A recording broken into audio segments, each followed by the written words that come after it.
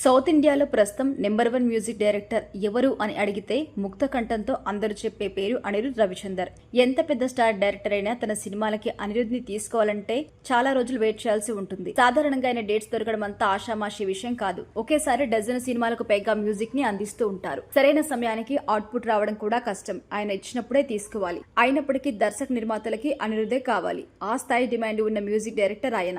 అంతేకాదు అనిరుద్ పై గాసిప్స్ కూడా చాలా వస్తాయి. నిన్న మొన్నటి వరకు ఆయన ప్రముఖ హీరోయిన్ కీర్తి సురేష్ తో డేటింగ్ చేస్తున్నట్టుగా వార్తలు వచ్చాయి. కానీ అందులో ఎలాంటి నిజం లేదు. అయితే ఇప్పుడు ఆయన కళానిధి మారన్ కూతురు Sunrisers Hyderabad team owner Kavyanidhi Maran ను 2024 నుంచి ప్రేమలో ఉన్నట్టుగా వార్తలు వస్తున్నాయి. ప్రస్తుతం వీళ్ళిద్దరు డేటింగ్ లో ఉన్నారట.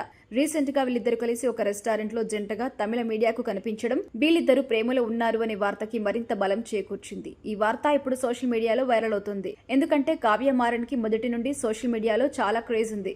సన్ రైజర్స్ హైదరాబాద్ టీం గెలిచినప్పుడు కానీ ఓడినప్పుడు కానీ ఆమెచ్చే ఎక్స్ప్రెషన్స్ కి రియాక్షన్స్ కి సోషల్ మీడియాలో బాగా వైరల్ అవుతుంటాయి.